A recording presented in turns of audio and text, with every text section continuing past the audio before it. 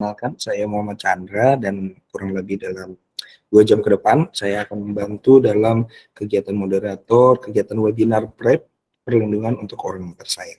Jadi rekan-rekan, Bapak Ibu, ini merupakan kegiatan rutin monthly per bulan yang kita selalu adakan webinar ini dan kita angkat tema pada webinar hari ini mengenai PrEP. Adapun tujuan dari webinar ini yaitu kami harapkan rekan-rekan Bapak Ibu yang hadir dalam kegiatan webinar ini dapat mendapatkan informasi terkait kualitas kualifikasi penggunaan dan efektivitas dari PrEP serta nanti akan di-share oleh narasumber kita terkait fact sheet atau lembar fakta tentang PrEP.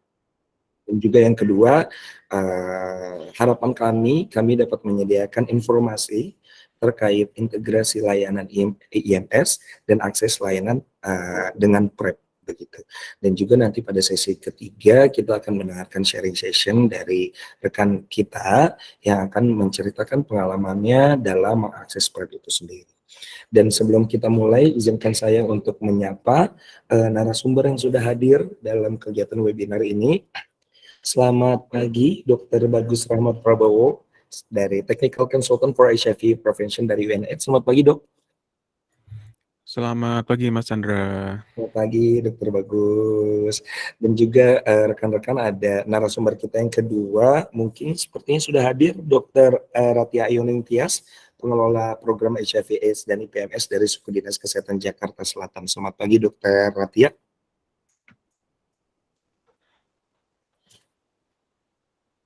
Selamat pagi, Dr. Ratia. Apa sudah bergabung, Dr. Ratia? Baik, kita sambil menunggu Dr. Ratia sepertinya masih belum bergabung. Dan juga untuk rekan kita yang akan nanti sharing terkait pengalaman dalam mengakses PrEP, akan menceritakan pengalamannya dia dalam mengakses PrEP. Ada rekan saya juga, Abdul Malik Dana Susi, dari Data Officer Advocate for Health. Selamat pagi, Dana. Pagi, Kak Chandra. Selamat pagi. Baik, rekan-rekan, untuk mengefisiensikan waktu, ini aku rasa sudah 55 peserta yang hadir. Jadi kita akan mulai kegiatan ini. Teman-teman, dalam kurang lebih 2 jam ke depan kita akan mendengarkan 3 materi. Yang pertama kita akan mendengarkan materi kualifikasi penggunaan PrEP dan efektivitas serta fakta dan mitosnya, dan juga kita akan diberikan informasi terkait lembar fakta tentang PrEP. Dan informasi ini akan diberikan oleh Dr. Bagus Rahmat Prabowo, Technical Consultant for HIV Prevention and AIDS. Sesi kedua, setelah Dr. Bagus, kita akan mendengarkan paparan dari Dr. Ratia tentang regulasi dan tata cara ketentuan akses layanan PrEP yang ada, khususnya di Jakarta Selatan, karena Dr. Ratia dari Suku Dinas Jakarta Selatan. Dan sesi terakhir kita akan mendengarkan sharing session. Begitu rekan-rekan dan Bapak Ibu, tanpa panjang waktu lagi kami persilakan kepada Dr. Bagus Rahmat Prabowo untuk memaparkan materi. Silakan, Dokter. Terima kasih, Bang Chandra. Ini saya coba untuk full screen ya. Bentar. Tapi belum full screen ya? Betul, belum, Dok. Oke. Bentar. Kalau gitu saya stop sharing dulu.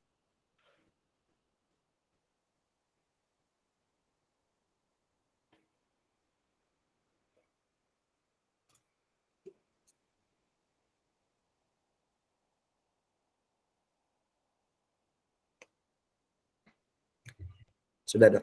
Barangkali sekarang sudah ya? Sudah. Oke, terima kasih rekan-rekan sekalian. Selamat pagi. Assalamualaikum warahmatullahi wabarakatuh.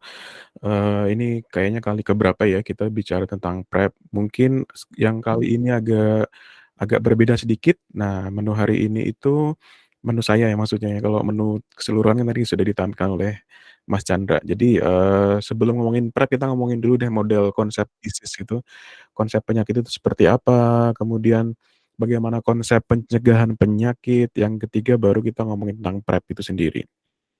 Nah, jadi yang pertama model konsep penyakit. Dari dulu tuh kita mengenal ada beberapa model ya. Yang pertama itu monokausal. Monokausal itu adalah, jadi gini, kalau itu sebuah penyakit itu disebabkan oleh satu sebab gitu ya, single cause gitu ya, atau penyebab tunggal. Dan jadi hubungan antara, agen tuh ya misalnya kayak bakteri, virus, parasit, protozoa gitu. Nah, itu hubungan antara agen, dan penyakit itu memiliki bentuk yang konstan gitu dan unik itu, satu lawan satu. Jadi, monokausal itu banyak sekali dipakai zaman dulu banget ya, di abad 19 atau sebelum abad 19. Tapi sekarang juga masih banyak dipakai itu penyebab tunggal. Jadi pokoknya jadi kalau ada yang bilang gini nih, pokoknya kalau kena ini berarti ini gitu. Pokoknya kalau ini berarti ini sebabnya gitu. Pokoknya kalau HIV itu bisa dicegah hanya dengan kondom misalnya gitu. Nah itu tuh monokausal. Kita nggak akan bicara itu dalam konteks ini. Atau yang banyak deh, banyak sekarang ini misalnya gini, MLM itu para agen MLM itu MLM kesehatan ya, kan MLM ada banyak ya.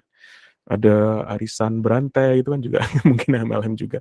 Tapi ini MLM di bidang kesehatan tuh biasanya menjual produknya dengan cara, kalau you sakit ini, ya berarti ini gitu penyebabnya. Atau bahkan yang saya jual ini tuh bisa bisa mencegah berbagai macam penyakit gitu. Nah, itu monokausal. Nah, tetapi model ini menuju kepada pasti deh gitu. Nah, jadi kalau kalau ada orang yang jadi ini buat rekan-rekan ya, kalau ada orang yang merujuk pada model monokausal, udah pasti itu nggak bener gitu. Apapun itu ya gitu ya. Udah pasti itu ngaco gitu. Karena ternyata semua hal itu, semua penyakit itu penyebabnya multikausal gitu sekarang itu. Itu kebalikan dari monokausal, ada berbagai model ya.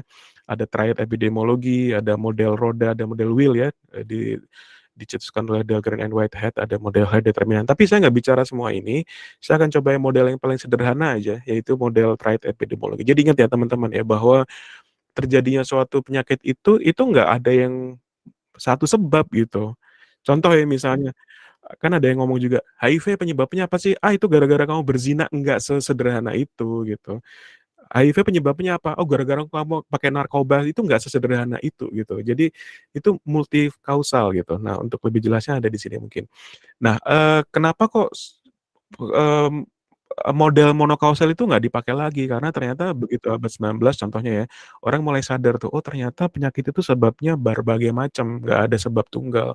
Nah itu contohnya itu kemudian infant mortality rate itu mulai turun tuh dari tahun 1900-an awal. Oh ternyata penyebabnya banyak, ada bakteri, ada faktor ibu yang mungkin gizinya kurang gitu ya, ada faktor bayi yang tidak mendapatkan perawatan pasca kelahiran dengan baik begitu. Itu akhirnya kemudian banyak faktor itu kan, ada faktor ekonomi gitu ya, ada faktor sosial juga di situ, ada faktor kebersihan lingkungan, ya nah itu kemudian mulai dicari sebab-sebab lain. Nah, sebab-sebab lain itu juga diadres ya, mulai dipikirkan dan ternyata tuh angkanya turun gitu.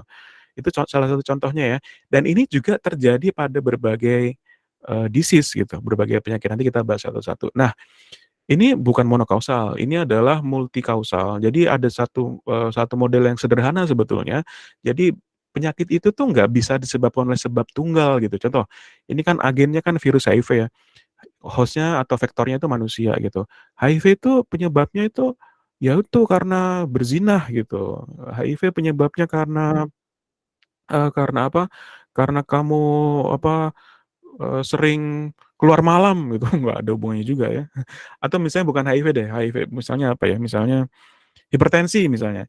Hipertensi penyebabnya apa sih? Gara-gara kamu sering marah-marah tuh makanya hipertensi kan? Enggak seperti itu juga gitu, ada faktor lain, ada faktor lingkungan, ada faktor perilaku juga penyebab hipertensi itu dan lain lain banyak banyak sebabnya juga gitu ya. Nah, misalnya ya faktor faktor host ya, faktor manusia. Kalau HIV kebetulan host sama vektornya sama kan. Nah, faktor misalnya umur gitu, jenis kelamin, pekerjaan, perilaku, pernikahan, status imun, resistensi, ras, dan lain sebagainya. Nah, faktor-faktor yang berperan dalam HIV itu misalnya yang paling atas ini, umur ya jelas ya, katanya ditenggarai umur kalau di Indonesia itu kan umur yang lebih muda ya katanya sekarang tuh. Jenis kelamin itu katanya pria lebih banyak di Indonesia, pekerjaannya mungkin berpengaruh juga ya. perilakunya jelas itu, faktor perilaku apa sih yang menyebabkan gitu, yang menyebabkan terjadinya, salah satunya, tapi bukan satu-satunya gitu ya. Jadi kita bisa bilang, "Oh berarti faktor host-nya aja nih, gara-gara kamu sering jajan seks gitu kamu akan jadi HIV." Enggak sesederhana itu juga gitu. Jajan seks tapi kalau misalnya dia nggak ada faktor agennya kan nggak terjadi HIV ya. Nah, terus, faktor pernikahan misalnya itu, tapi kan bukan hanya faktor pernikahan aja, tapi ini multifaktor. Terus yang kedua misalnya faktor agen, agennya apa gitu, kalau HIV kan virus ya, tapi kalau penyakit lain ya banyak, ada bakteri, ada parasit, jamur, dan sebagainya. Terus virulensi ya atau infektivitas, apakah agennya ada nih, tapi apakah virusnya ini kemudian bisa menjadi menyebabkan infeksi atau enggak gitu, itu kan yang salah satu dipengaruhi oleh HIV. Contoh misalnya, untuk menurunkan virulensi kan dengan minum ARV ya, misalnya agennya ada, tapi virusnya ada, tetapi dia tidak virulen gitu, tidak bisa menularkan ke orang lain, itu ya prinsip yang dipakai dalam U equals U gitu. Ya otomatis nggak akan terjadi infeksi dong gitu ya. Itu faktor agennya juga. Yang ketiga, ada faktor lingkungan, misalnya ada tingkat ekonomi dan sebagainya gitu. Kalau HIV kan mungkin hanya tingkat ekonomi, kepadatan penduduk, tapi itu juga faktornya mungkin berkontribusi sangat kecil. Nah, jadi faktor-faktor tadi yang menyebabkan terjadinya penyakit. Jadi konsep penyakitnya itu sebelum kita bicara konsep pencegahan penyakit itu, konsep penyakit itu tidak ada yang tunggal, teman-teman. Jadi kalau tidak ada faktor penyebab tunggal, intervensinya juga nggak bisa tunggal. Contoh misalnya, orang kan berpendapat gini, HIV itu disebabkan oleh perilaku, gitu. Orang berpendapat gitu kan. Padahal itu multi sebab gitu ya. Ada penyebab host-nya, virulensinya, kalau dia sudah nggak menularkan, virusnya sudah nggak virulen ya nggak akan menularkan. Terus kalau orangnya berperilakunya aman ya nggak akan terjadi penularan HIV gitu. Jadi makanya kemudian kita harus ada orang yang bilang kita harus mengkampanyekan pencegahan tunggal, yaitu dengan abstinensia misalnya, be faithful, dan kondom gitu. Itu kan yang selama ini kita gaungkan kan, dan itu tidak salah, betul, tetapi kita nggak bisa hanya strike di satu lobang begitu aja ya, tidak bisa strike di satu lorong begitu. Karena penyebabnya sekali lagi multikausal ternyata. Nggak bisa itu kita hanya bilang, "Wah nggak bisa deh, saya nggak setuju dengan PrEP." Kenapa? Karena ya PrEP itu kan bertolak belakang dengan kampanye pencegahan kondom yang sudah bertahun-tahun kita lakukan. Nah, itu kalau Anda pakai kacamata kuda seperti itu tuh, gitu. Saya nggak setuju dengan U equals U deh, gitu. Kenapa? Karena U equals U itu kan nggak sesuai dengan pencegahan yang selama ini kita promosi kondom. Nah, itu Anda pakai kacamata kuda, gitu. Karena ternyata ilmu pengetahuan berkembang, dan kita itu punya banyak model pencegahan, gitu, dan ingat sekali lagi bahwa terjadinya penyakit itu multikausal.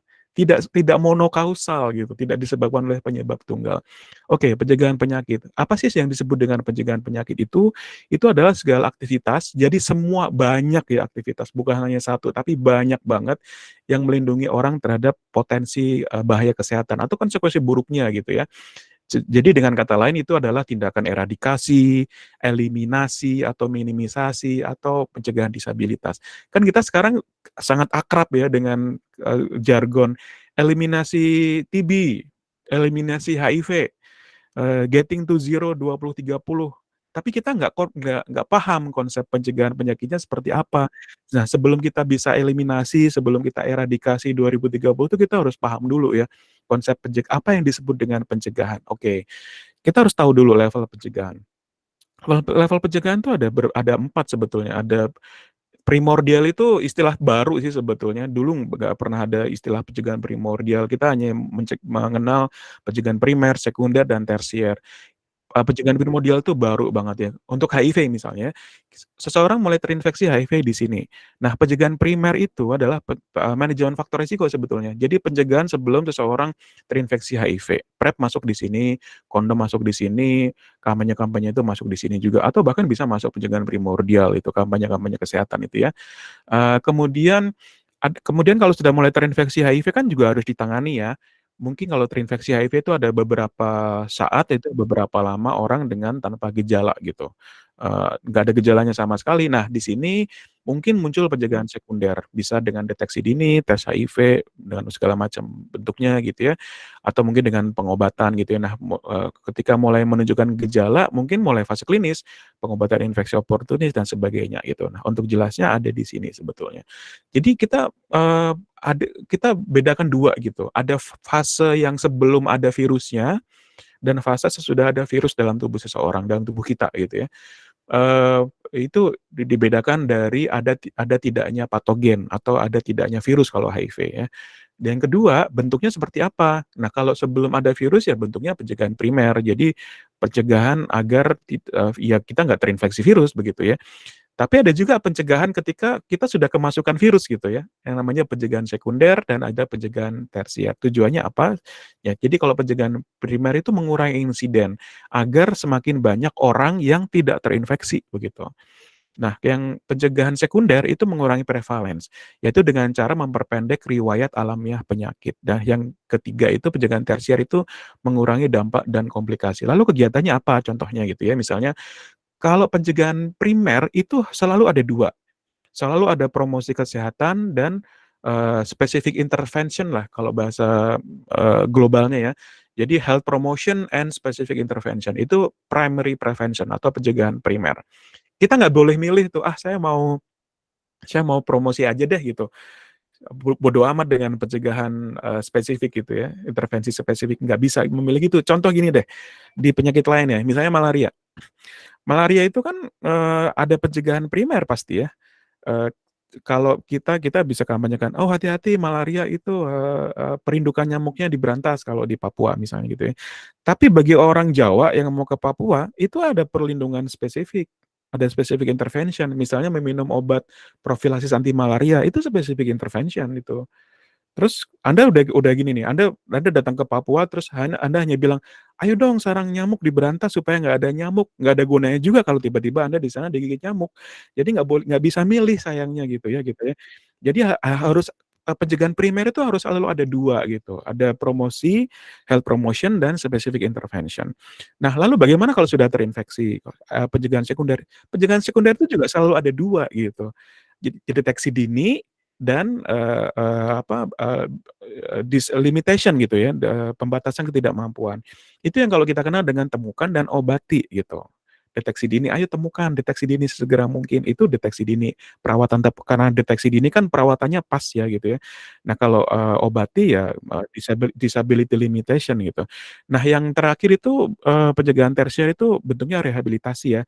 Lalu, kita supaya lebih gampang contoh-contohnya deh, contoh kegiatannya gini, misalnya promosi kesehatan itu ya penjangkauan populasi beresiko ya, pendidikan Kespro bagi remaja-remaja gitu ya, pendidikan seks yang aman bagi pekerja seks misalnya. Atau, misalnya promosi kondom pada aktivitas seks yang beresiko itu kan health promotion ya. Program harm reduction itu juga health promotion, jadi misalnya pertukaran jarum dan alat suntik steril dan sebagainya itu health promotion juga. Tetapi ada perlindungan spesifik, contoh misalnya screening donor darah PMI, itu specific protection, dan PrEP itu masuk specific protection juga. Kita nggak bisa milih gitu ya, saya mau ini deh penjangkauan aja gitu, tapi tanpa Anda melakukan ini, itu insiden akan makin banyak gitu ya, akan tetap nggak berkurang insiden. Jadi harus komprehensif gitu yang kita lakukan. Yang kedua, pencegahan sekunder, contohnya misalnya tes HIV. Tes HIV bentuknya bisa macam-macam deh. Misalnya bisa konseling dan tes sukarela, bisa PITC, bisa tes berbasis komunitas atau community based screening atau HIV self testing yang sekarang sedang menjadi tren dikembangkan oleh WHO ya. Untuk meminimalisir, sebenarnya tujuannya adalah untuk segera menemukan agar deteksi dini segera tercapai. Kalau pembatasan ketidakmampuan ya pengobatan ARV itu adalah pencegahan sekunder gitu. Jadi yang, kalau sudah terinfeksi, pengobatan ARV itu salah satu pencegahan juga, prevention juga, tapi pencegahan sekunder. Selain itu kan kita juga tahu ya kalau orang meminum ARV, viralnya undetectable, dia nggak akan menularkan ke orang lain, itu juga pencegahan juga. Itu sebetulnya pengobatan ARV itu bisa masuk ke sekunder, bisa juga masuk ke sini gitu ya, masuk ke pencegahan insiden. Tetapi indirect ya, indirect, pencegahan primer, karena kan yang minum ARV kan orang yang sudah terinfeksi, tapi dia bisa mencegah orang lain di populasi yang belum terinfeksi agar tidak terinfeksi. Nah, yang ketiga, misalnya dengan pencegahan tersier itu bisa untuk pencegahan infeksi oportunis, macam-macam ya, misalnya kita kan nggak berharap orang dengan meningitis, atau radang radang otak ya, orang dengan HIV dengan radang otak itu kan bisa dicegah di pencegahan sekunder harapannya. Tapi kalau ada yang masuk sini ya diobati, IO-nya gitu ya. Dan, pendekatan psikologis, mental health itu juga perlu juga ya. Dan yang paling penting adalah pengurangan stigma dan diskriminasi. Nah ini sebetulnya sudah kita lakukan semua ya, tapi kan kita working in silo gitu ya, kita bergeraknya sendiri-sendiri. "Ah, enggak deh, saya hanya menjangkau aja," gitu. Padahal nggak sadar bahwa sebetulnya kalau yang Anda lakukan itu nggak komprehensif, nggak sampai ke PrEP, nggak sampai ke tes HIV, nggak sampai ke pengobatan, U equals U, nggak sampai ke pencegahan atau pengobatan IO, itu percuma juga, kita hanya hanya bergerak di sini gitu. Jadi yang kita lakukan tuh harus sekomprehensif mungkin begitu. Atau mungkin bagi, tenaga kesehatan yang bergerak yang ada di level puskesmas misalnya atau di rumah sakit, "Ah, saya hanya ngobatin aja deh."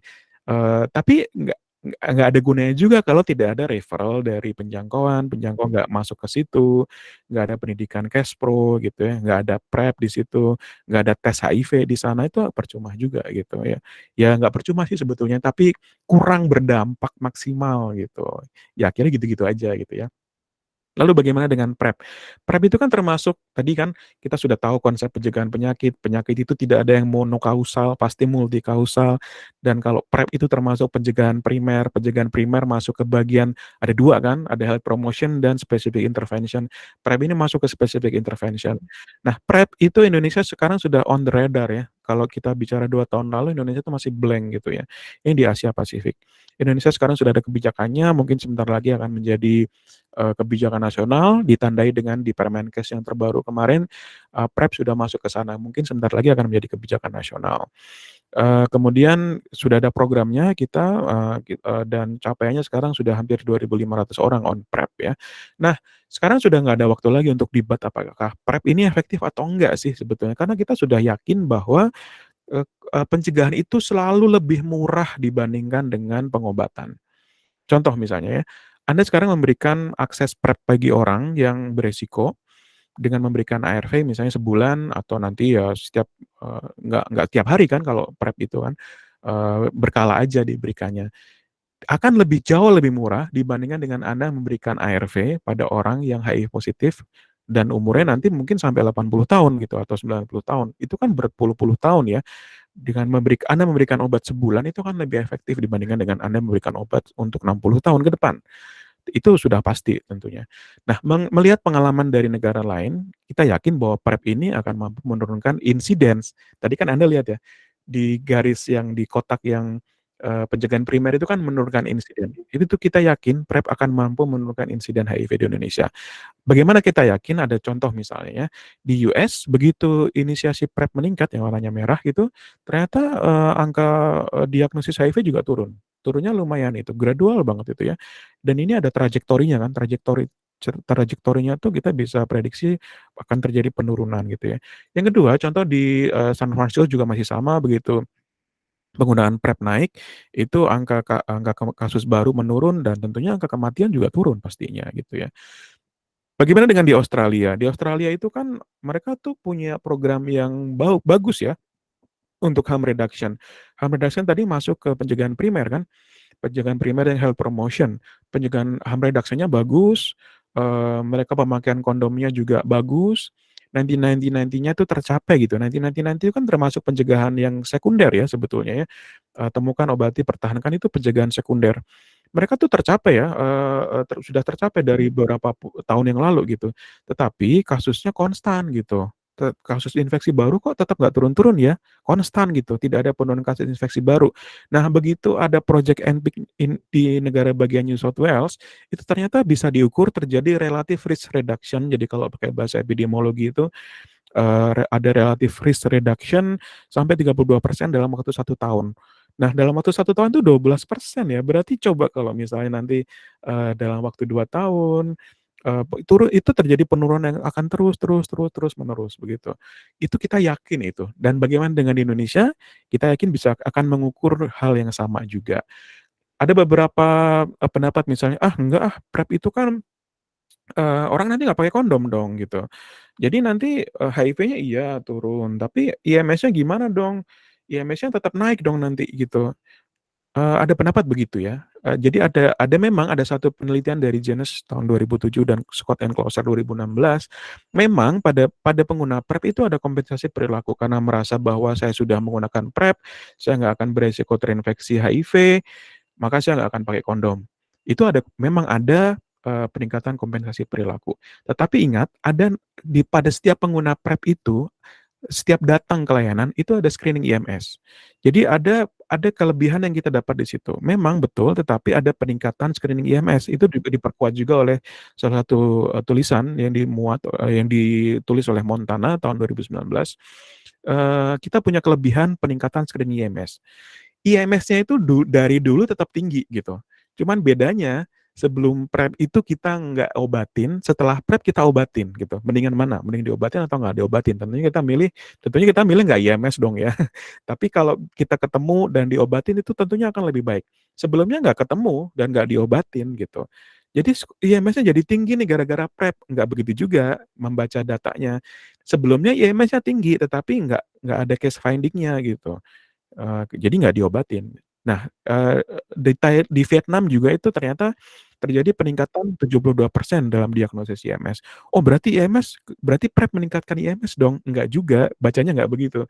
Bacanya adalah terjadi peningkatan screening IMS dan, diagnosisnya meningkat, berarti pengobatannya juga meningkat. Itu keuntungan PrEP ya dengan IMS. Lalu bagaimana dengan resistensi ARV? PrEP itu kan ada yang diminum, ada temuan ya, bukan hanya di Indonesia, tapi di semua negara itu, orang itu nggak akan bertahan di PrEP. Orang itu mungkin pakai PrEP hanya sebulan gitu. Orang itu pakai PrEP, hanya mungkin, 3 bulan. Bahkan mungkin kalau, pengguna PrEP yang event driven itu dia pakainya kadang pakai, kadang enggak gitu. Wah, nanti jadi resisten dong ARV-nya gitu. Kita aja sekarang udah takut ya, orang yang, HIV positif nanti jadi resisten, bagaimana nih dengan orang yang belum HIV nanti jadi resisten ARV, kalau dia HIV nanti gimana? Nah, sekarang gini, beda dengan pengobatan ARV ya, penggunaan ARV itu kan seumur hidup. Pada orang yang pengobatan ARV, itu kan HIV-nya sudah ada di dalam tubuh orang itu ya. Sedangkan pada pengguna PrEP, itu HIV-nya nggak ada. Jadi pertanyaannya lagi adalah, apa agen yang bisa menyebabkan resistensi? Nggak ada gitu. Jadi walaupun dia minum PrEP, minum ARV, PrEP itu kan ARV juga ya.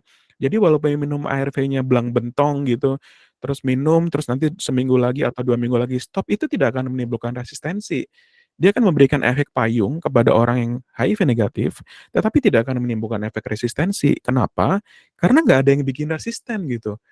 Nah, pada ODA HIV kenapa kok minum HIV kepada ODA HIV kenapa kok minum, orang yang dengan HIV ya, kenapa minum minum ARV yang belang bentong begitu bisa resisten? Ya iya, karena ada HIV-nya.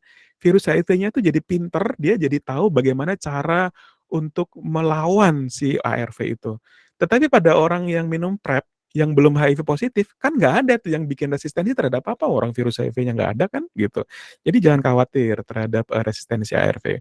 Resistensi ARV itu hanya terjadi pada orang yang mengkonsumsi ARV dengan pengobatan, karena sudah ada virus HIV di dalam tubuhnya. Kalau nggak ada virus HIV ya nggak ada. Itulah kenapa itulah kenapa pada pengguna PrEP itu disarankan, satu tadi pemeriksaan IMS rutin kan, yang kedua itu pemeriksaan HIV rutin untuk memastikan bahwa Anda itu memang bukan HIV positif gitu. Kalau HIV positif ya otomatis pindah jadi ARV untuk pengobatan dong, bukan PrEP ya, gitu. Jadi pastikan bahwa jadi pada pengguna PrEP itu akan dipastikan bahwa tidak ada screening HIV dan ada screening IMS. Lalu PrEP itu untuk siapa saja? Satu, bisa untuk pasangan lebih dari satu. Yang kedua, bagi yang tidak bisa menggunakan kondom secara konsisten, atau bagi yang melakukan hubungan seks anal tanpa kondom, atau ada riwayat IMS dalam 3 bulan terakhir, pernah menggunakan PrEP, atau memiliki pasangan positif. Bahkan pada pedoman WHO yang baru sekarang, orang yang request untuk PrEP, "Saya pengen PrEP nih," gitu. Tapi dia nggak ada di sini nih. Ya kan mungkin orang nggak ngaku ya, agak sungkan untuk bicara terus terang gitu. Tapi dia bilang ke dokter gini, "Saya mau PrEP Dok," gitu. itu justru harus diberikan PrEP karena berarti dia sadar dia ada resiko dan dia ingin meminimalisir resiko dia gitu. Itu pada pedoman WHO yang terbaru. Jadi salah satu saja dari yang ada di sini itu eligible untuk PrEP. Dan ada kesalahpahaman ya di penggunaan PrEP selama ini ya. Kita tuh punya data ada 9.000 orang, hampir 10.000 orang yang sudah melakukan asesmen perilaku terhadap PrEP. Itu ada kesalahpaham, wah kalau saya centang misalnya saya menggunakan kondom gitu, itu langsung nggak eligible. Nggak seperti itu juga, karena ada salah satu statement juga yang beberapa waktu lalu yang bilang, itu kuesioner PrEP itu tujuannya itu untuk menghambat orang ke PrEP. Enggak juga, kita punya data nih. Data kita adalah hampir 10.000 orang yang sampai saat ini asesmen PrEP, itu lebih dari 85%-nya tuh eligible untuk PrEP. Jadi, kalau menggunakan algoritma ini, justru sebagian besar itu eligible di Indonesia ya untuk PrEP ya. Tapi statement yang beberapa waktu lalu tuh statement yang hoax ya gitu ya, yang bilangnya tuh, itu hanya 5%, orang yang melakukan assessment yang eligible. Itu statement yang tidak berdasar data sih sebetulnya. Dan itu berdasarkan karena orangnya belum pernah nyoba sih sebetulnya. Anda coba dulu deh, Anda coba melakukan assessment diri sendiri deh. Ya kalau Anda memang orangnya clean and sober, Anda orang yang nggak pernah apa-apa, ya mungkin benar nggak eligible gitu ya. Tapi salah satu saja dari sini itu sudah eligible untuk PrEP dan data yang kita punya lebih dari 85% itu eligible untuk PrEP. Nah, PrEP itu layak untuk orang yang pastikan dulu dia HIV negatif, yang kedua tidak ada infeksi HIV akut. Infeksi HIV akut itu kita curiga mungkin dia di dalam window period ya mungkin. Berapa sih sekarang yang calon PrEP yang infeksi HIV akut? Ternyata nggak banyak ya, dari 2.400 lebih itu hanya 14 orang yang dicurigai infeksi HIV akut, itu kan kecil banget ya. Yang orang yang memiliki resiko tinggi untuk terinfeksi HIV, tidak ada kontraindikasi, dan bersedia menggunakan PrEP. Pilihannya ada dua, ada dosis harian dan ada event driven. Dosis harian itu diminum tiap hari, dan event driven itu diminum kalau dia lagi akan beresiko aja gitu. Bagaimana dengan efektivitasnya? Dua-duanya sama-sama efektif sebetulnya. Dosis harian itu sama efektifnya dengan event driven, tetapi sayangnya event driven ini sekarang hanya efektif dari berbagai riset ya, itu hanya efektif pada kelompok LSL saja gitu. Kurang lebih begitu. Dan kalau pintu masuknya dari mana? Bisa dari komunitas LSM atau misalnya dari layanan kesehatan ya, bisa dari rumah sakit, bisa dari puskesmas. Nanti akan ada asesmen apakah masuk kelompok RISTI atau tidak. Pasangan ODA HIV juga bisa masuk ke situ. Lalu kelompok-kelompok ini, jadi kelompok yang berisiko tinggi itu kan eligible untuk PrEP ya. Kelompok mereka bisa masuk dari komunitas, bisa masuk dari layanan kesehatan. Pasangan ODA HIV juga eligible juga untuk PrEP gitu ya. Lalu akan dilakukan penapisan. Kalau dia tidak memenuhi syarat, ya mungkin ini yang 15% tadi ya, kan sebagian besar memenuhi syarat kan. Yang 15% itu mungkin dirujuk ke layanan lainnya. Mungkin dia HIV positif, ya rujuk ke layanan PDP ya. Mungkin dia ibu hamil yang mungkin saja ya yang tidak eligible, ya mungkin perlu dirujuk ke pakai kondom dan sebagainya gitu. Kalau eligible ya memenuhi syarat segera mendapatkan PrEP, dan nanti akan ada kunjungan ulang untuk 1 bulan, 2 bulan lagi, 3 bulan lagi, dan setiap 3 bulan akan ada kunjungan ulang begitu, disarankan untuk kunjungan ulang. Kurang lebih begitu materi dari saya kembalikan ke Mas Chandra. Terima kasih Mas Chandra. Baik, terima kasih Dokter Bagus. Dari teman-teman udah banyak banget Dok yang udah mau nanya di kolom chat, sama yang raise hand udah ngantri banget. Tapi mungkin aku cuma mau share yang di atas ya Dok ya, ada beberapa pertanyaan yang masuk kolom chat yang raise hand. Tapi itu biasanya sorry teman-teman, karena waktu kita terbatas, mungkin aku pilih 3 pertanyaan ya. Teman-teman nanti yang bisa mohon izin kepada Dokter Bagus untuk dijawab. Ya, pertama Dok, ini dari Bayu Putra Dok. Izin bertanya Dokter Bagus, mengapa di Indonesia saat ini PrEP masih belum bisa diakses secara luas di berbagai rumah sakit dan puskesmas, kecamatan atau PKC ya Dok ya. Kapankah PrEP ini dapat diperluas jangkauannya ke berbagai layanan kesehatan? Terima kasih sebelumnya. Itu Dok, silakan. Langsung saya jawab ya. Memang kita kan sedang dalam tahap operasional riset ya. Kita mulai ini dari tahun 2020, kita mulai bikin pedoman 2021, mulai pelatihan, dan baru roll out 2022 ini. Dan Permenkes itu baru muncul, Permenkes yang baru ya. Permenkes nomor berapa sih Mas Chandra? Nomor 3 ya? Apa 22 ya? Lupa Aku saya. harus cek dulu. Iya, saya lupa nomor berapa itu. Yang baru itu baru muncul beberapa minggu yang lalu gitu. Nah eee, itu di situ sudah menyebutkan bahwa PrEP itu, eee, ada di situ ya, ada di Permenkes itu. Artinya akan berpotensial untuk menjadi program nasional, akan di-roll out dalam skala nasional. Cuman dalam kerangka operasional riset sekarang ini kita punya keterbatasan ya, untuk keterbatasan layanan dan sebagainya. Tetapi oh ya Permenkes nomor 23 ya. Tetapi jika misalnya teman-teman punya ide ya, punya usulan untuk oh, saya pengen menambahkan nih di puskesmas lain, itu boleh silahkan itu diajukan ke dinas kesehatan setempat, didiskusikan dengan dinas kesehatan setempat. Kira-kira teman-teman punya ide nih, kayaknya selain puskesmas Kebayoran Baru, mungkin puskesmas yang lain nih, puskesmas Tebet misalnya, atau puskesmas yang mana gitu, Cawang misalnya. Silakan teman-teman diskusikan dengan dinas kesehatan setempat, nanti, itu bisa difasilitasi ya untuk mungkin perluasan layanan begitu, Mas Chandra. Baik, terima kasih Dok. Berarti memang saat ini masih program ini masih piloting ya Dok. Kita lihat dulu, mungkin tidak menutup kemungkinan untuk ke depannya ini kita akan perluas untuk jangkauannya begitu ya Dok ya. Iya betul, dan bukan hanya puskesmas ya mungkin ya, karena Oh di ya, pedoman WHO yang terbaru itu ada namanya differentiated service delivery, mungkin bukan berbasis layanan kesehatan lagi mungkin nantinya gitu, tapi bentuknya, jemput bola gitu mungkin. Kalau PrEP ini kan tujuan operasional riset itu kan kita mencari bentuk yang sesuai dengan Indonesia tuh apa gitu, bentuk implementasi PrEP. Kita masih belum punya kesimpulan nih apa yang bentuk terbaik, apakah berbasis rumah sakit, apa berbasis puskesmas, berbasis klinik komunitas, atau seperti apa, kita belum punya kesimpulan sampai saat ini ya Mas Chandra. baik, thank you so much Dokter Bagus. Next pertanyaan selanjutnya aku lihat udah resen juga Kakak Audi mana? Silakan Kak Audi.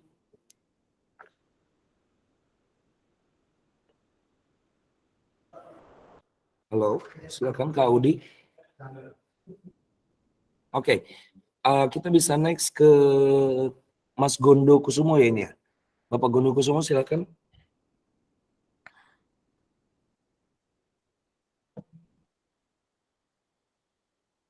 Halo, silakan teman-teman yang resen.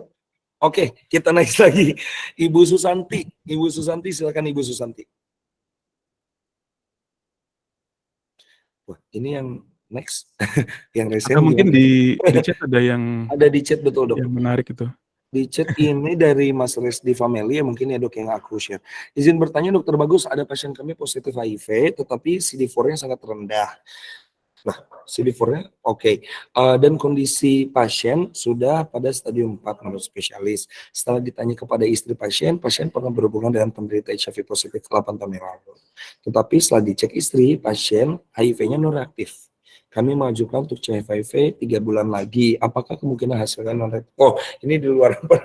Ya, ya. Tapi gimana, nggak apa-apa ya, silakan deh Dok ya. Nggak apa-apa. Jadi memang terinfeksi HIV itu kan nggak gampang ya, itu gampang-gampang susah sebetulnya. Bisa saja sih non reaktif ya, karena banyak juga kok pasangan yang misalnya pasiennya pasangannya salah satunya positif, bertahun-tahun pasangannya negatif tuh memungkinkan saja.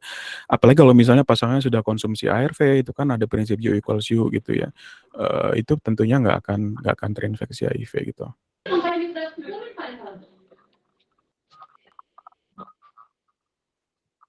Oke, baik, Ibu Kirana atau Kak Kirana yang sudah resen, sudah open microphone, silakan bisa langsung bertanya, Kak. Gua bisa ulang nggak? Oh, oke, udah masuk ya Kak Lia, silakan Kak Lia. Dok, aku mau bertanya, Iya. efek samping PrEP ini berpengaruh nggak sih bagi transpuan yang menggunakan hormon?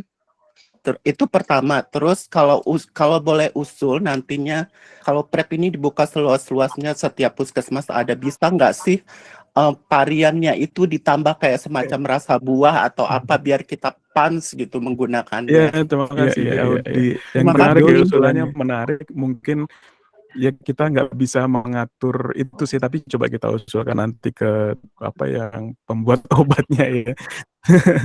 Tapi yang pertama itu efek samping ya.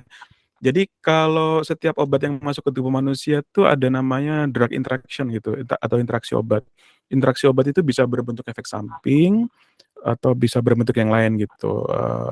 Tapi untuk PrEP itu obatnya itu kita menggunakan tenofovir dan emtricitabine dua-duanya itu mempunyai efek samping yang sangat ringan sekali.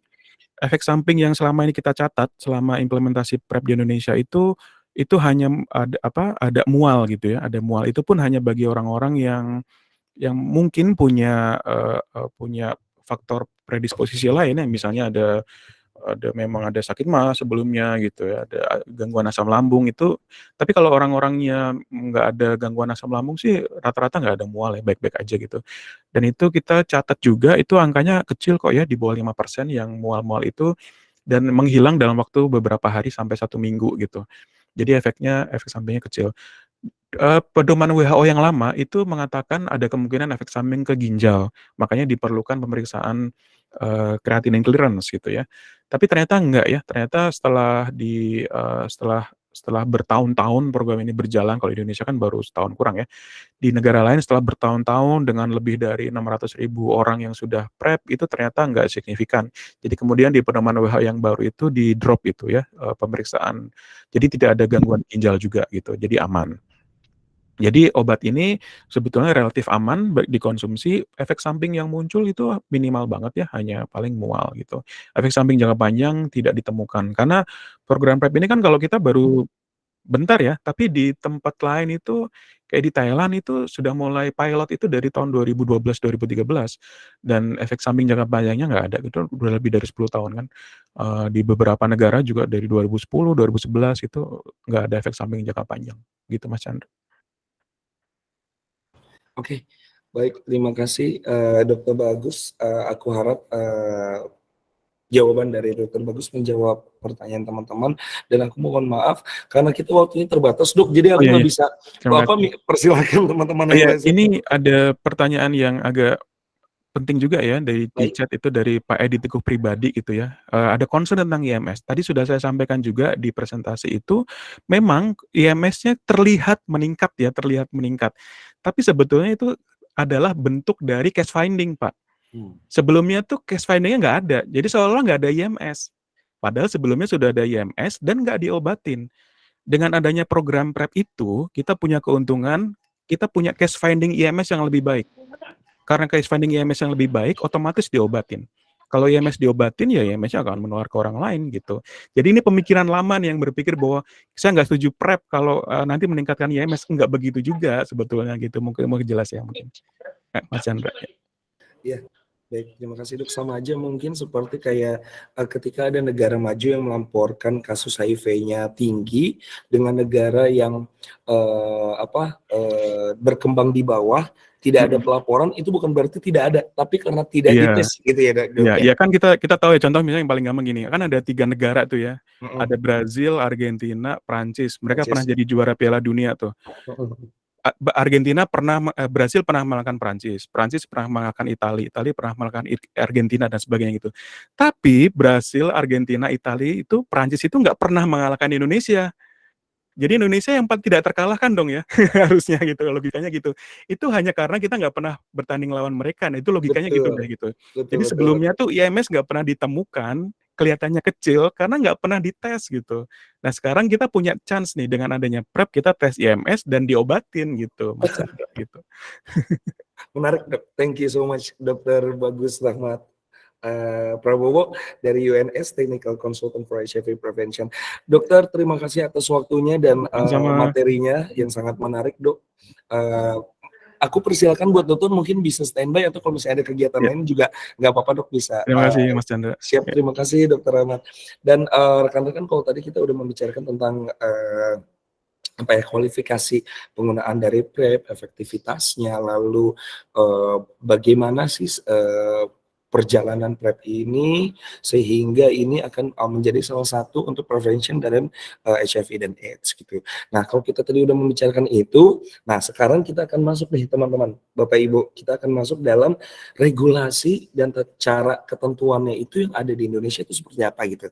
Nah, sudah hadir di sini Dr. Ratia Yuningtyas dari Pengelola Program HIV dan AIDS, PMS, Suku Dinas Kesehatan Jakarta Selatan. Selamat pagi menjelang siang, Dr. Ratia. Selamat pagi menjelang siang, Mas Chandra. Selamat pagi, Dok. Nah, rekan-rekan, Bapak Ibu, Dr. Ratya ini nanti akan memberikan gambaran kepada kita semua yang ada dalam ruangan webinar ini, bagaimana sih regulasi dan ketentuan akses terhadap PrEP. Dan untuk mengefisiensikan waktu, kami persilakan Dr. Ratya untuk sharing paparan. Silakan. Oke, Mas Chandra, terima kasih banyak. Baik, Assalamualaikum warahmatullahi wabarakatuh. Selamat pagi menjelang siang, teman-teman. Mohon izin nih, hari ini Tia, tadi sebenarnya Dokter Bagus sudah cerita banyak banget ya tentang mulai dari 5 level of prevention-nya, terus kemudian tentang bagaimana PrEP itu, mungkin Tia lebih ke ini kali ya, lebih menyampaikan perihal pelaksanaan program PrEP di Jakarta. Nah, kalau kita lihat sebenarnya ini tuh tadi tuh Dokter Bagus sempat sampaikan kalau ini baru merupakan operational research. Jadi memang ini baru percontohan di Jakarta dan di Indonesia juga. Saya dari awal dulu nih, sebenarnya kita pengen tujuan pengendalian HIV ini mulai dari 3-0 dulu. Kita pengen banget di tahun 2030 ini kita sampai 3-0-nya nih. Yang pertama adalah zero infeksi baru akibat HIV, yang kedua adalah zero kematian akibat HIV/AIDS, dan zero diskriminasi. Kalau kita ngelihat PrEP ini masuk di zero infeksi baru, jadi kita cegah jangan sampai ada infeksi baru akibat HIV. Salah satunya dengan PrEP. Tapi untuk mencapai 3-0 ini kita punya strategi fast track, kita punya suluh, temukan, obati, dan pertahankan. Tadi Dokter Bagus sempat bilang triple 90, sekarang udah triple 95. Kita pengennya 95% ODA ini mengetahui statusnya. Jadi ODP yang positif ini, teman-teman yang HIV positif mengetahui statusnya. Kemudian dari yang mengetahui statusnya ini mendapatkan pengobatan sebanyak 95%, dan dari 95% yang berobat ini kita pengennya viral load-nya tersupresi. Maksudnya tersupresi itu gini loh. Jadi dia minum obat terus dalam 6 bulan sampai setahun tuh diharapkan virus dalam darahnya tidak terbaca oleh alat, kurang lebih begitu. Jadi ada dalam darah tapi tidak menularkan kepada pasangannya atau orang-orang yang dia sayang, seperti tema pertemuan kita hari ini ya, untuk yang tersayang. Jadi untuk ke anaknya penularan ke anak berkurang, penularan ke pasangan juga berkurang. Begitu. Nah, kita di daerah ini, di daerah DKI terutama, kita punya beberapa program untuk masing-masing langkah yang akan kita jalani. Dari Suluk kita mulai dari teman-teman di sekolah, kita ada program Aku Bangga Aku Tahu, supaya mereka mengerti HIV itu apa, bagaimana pencegahannya gitu ya. Terus kita juga melakukan IPSD, intervensi penghapusan stigma dan diskriminasi. Jadi jangan sampai ada kata-kata orang bilang ini kalau HIV itu dikucilkan atau gimana, nah gitu. Kita pengennya di layanan kesehatan tidak ada stigma lagi. Jadi kita melakukan IPSD, kita lakukan sosialisasi ke HIV juga. Jadi sekarang kita sudah kolaborasi dengan berbagai dinas, mulai dari dinas pendidikan. Terus kemudian untuk penanggulangannya kita kolaborasi untuk teman-teman sekolah ini udah edukasi dari Kespro-nya gitu. Kespro-nya, IMS-nya gitu. Terus kemudian kita bareng-bareng sama Disnaker juga untuk pegawainya. Kemudian kita kemarin sempat kolaborasi dengan Dukcapil juga untuk teman-teman yang populasi kunci yang nggak punya NIK, gimana caranya supaya, karena NIK ini penting untuk akses pelayanan kesehatan. Jadi teman-teman Dukcapil siap untuk bantu. Kemudian kita juga kerjasama sama dinas sosial, terus kemudian sama Pol PP, sama semua kita tetap kerjasama untuk kolaborasi penanggulangan HIV. Kemudian untuk temukannya kita punya SPM, di mana semua orang dengan HIV, semua orang beresiko tertular HIV harus mendapatkan pelayanan sesuai standar. Jadi teman-teman yang populasi kunci seperti wanita pekerja seks, kemudian laki-laki seks dengan laki-laki, terus kemudian teman-teman transgender, teman-teman penasun, terus kemudian ibu hamil, pasien TB, pasien nikmat, semua wajib diperiksakan HIV-nya. Kita juga jemput bola dengan kegiatan mobile testing, notifikasi pasangan. Nah, di notifikasi pasangan ini saat dia memeriksa, kalau dia negatif kita langsung arahkan ke PrEP juga. Nah, sekarang juga semua calon pengantin yang mau menikah, kita wajib periksa untuk IMS dan HIV-nya juga. Terus kemudian untuk obati kita punya secepat mungkin pengobatan, test and treat all, terus kemudian kita lakukan pemeriksaan, eee, pemberian obat di hari yang sama. Kalau misalnya teman-teman nggak bisa datang ke layanan kesehatan, kita punya jack antar untuk antar obatnya. Kemudian kita juga punya multi month dispensing, apalagi di masa pandemi ini kalau bisa, seminimal mungkin teman-teman kontak layanan kesehatan, jadi kita punya multi month dispensing dengan syarat dan ketentuan berlaku tentunya. Terus kemudian kita punya pertahankan ini dengan pemeriksaan, mengetahui seorang tetap mempertahankan pengobatannya dengan pemeriksaan viral load. Ini kita pakai Jack Transporter dan program Sehati. Sehati ini strategi hilang dan tautan kembali. Jadi untuk teman-teman yang sempat hilang nih, kok nggak datang-datang berobat ya. Nah, kita punya sistem program Sehati ini untuk menjangkau teman-teman kembali dan supaya bisa akses ke layanan pengobatan. Di tahun 2022 ini memang ada yang baru, tadi seperti Dokter Bagus juga bilang, baru tahun 2022 ini implementasinya untuk PrEP. Kita juga punya community based screening, ini dengan oral fluid test. Terus kemudian kita juga di tahun ini punya melaksanakan pemetaan populasi kunci. Pemetaan populasi kunci ini untuk melihat seberapa banyak populasi kunci di wilayah kita, sehingga mempermudah kita juga nanti dalam pembuatan target SPM, kemudian seberapa banyak logistik yang diperlukan untuk program HIV ini berdasarkan dari pemetaan populasi kunci ini. Sebelum ke PrEP, sebenarnya yang intinya dari pencegahan HIV untuk zero new infection HIV ini, pertama dari ABCDE ya. Kalau A itu abstinen, diupayakan sekali teman-teman tidak melakukan hubungan seks. Tapi saya mengerti ini kebutuhan biologis ya, jadi memang perlu disalurkan. Oke, kalau gitu kalau misalnya nggak bisa abstinen, tolong be faithful, setia sama pasangannya aja, satu aja, gitu ya.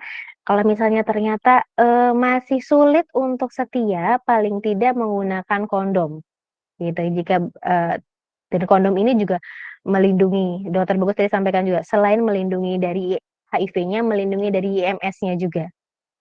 Sebagai alat kontrasepsi juga bisa kondom ini. Terus yang keempat baru D, drugs. Nah, disinilah letak si PrEP. Jadi pertama dari A, B, C dulu, baru D gitu ya. Drugs ini diupayakan buat teman-teman penasun tidak injek drugs secara bergantian. Terus kemudian kita punya PrEP, pre-exposure prophylaxis, dan PEP, post-exposure prophylaxis. Kalau PrEP berarti diminumnya sebelum terpajan ya, sebelum melakukan hubungan seksual gitu, itu namanya PrEP. Tapi kalau PEP biasanya setelah terpajan, misalnya untuk teman-teman tenaga kesehatan nih, sekarang lagi banyak vaksinasi ketusuk jarum, atau teman-teman perawat yang habis ambil jarum merawat teman-teman ODIF terus ngambil darahnya ternyata ketusuk. Nah, itu jadi PEP ini khusus buat tenaga kesehatan dan untuk korban pemerkosaan. Terus yang ketiga adalah e-education. Education-nya sama seperti suluh juga ya, memberikan edukasi buat teman-teman untuk menjaga tetap sehat, tetap terhindar dari HIV. Kita masuk ke PrEP-nya nih. PrEP ini sebenarnya upaya pencegahan HIV dengan meminum obat sesuai dengan aturan penggunaan. Aturan penggunaannya macam-macam memang. Yang direkomendasikan bagi seseorang yang beresiko tinggi terinfeksi HIV dan diminum sebelum ia melakukan perilaku yang beresiko. Tujuannya pertama mengurangi resikonya supaya tidak tertular, memutus mata rantai penularan, dan menurunkan kematian dan kesakitan akibat HIV dalam jangka panjang. Tapi sebenarnya ada hal yang menarik juga dari pelaksanaan PrEP ini. Ternyata dari PrEP ini juga bisa menemukan pasien-pasien HIV baru. Misalnya awalnya dia takut periksa nih. Tadi Dokter Bagus juga bilang nih, ketemu nih IMS-nya. Karena sebelum akses PrEP ini, kita wajib pemeriksakan IMS dan HIV-nya aja juga. Jadi malah kejaring HIV dan IMS-nya pada saat dia mau mengakses PrEP gitu. Jadi ada tujuan lain nih. Jadi meningkatkan penemuan kasus baru pada teman-teman yang mau akses PrEP untuk kasus IMS sama kasus HIV-nya. Jenis obatnya ini ada 3 sebenarnya, tapi yang kita punya yang satu ya, tenofovir, emtricitabine, sediaannya seperti ini. Tadi Dokter Bagus sempat sampaikan juga nih, ada 2 pemberian pada PrEP. Yang pertama yang diberikan setiap hari, regimen harian, ini biasanya disarankan pada teman-teman yang hubungan seksualnya dari vaginal dan rutin, jadi sering. Tapi kalau event driven biasanya disarankan bagi teman-teman yang hubungan seksualnya melalui anus, misalnya dari teman-teman LSL, terus tapi ada kontraindikasinya untuk hepatitis B. Ini saran pemberiannya. Memang ada 5 kelompok yang kita sarankan pemberian PrEP. Yang pertama adalah laki-laki yang berhubungan seksual dengan laki-laki, wanita pekerja seks, terus kemudian teman-teman transgender, pengguna nafsu suntik, dan pasangan diskordan. Ini kriterianya. Biasanya kriteria kita sarankan menggunakan PrEP adalah yang memiliki pasangan lebih dari 1, tidak menggunakan kondom. Secara konsisten ini sebenarnya yang tadi disampaikan sama Dokter Bagus juga ya. Jadi kita lanjutkan aja.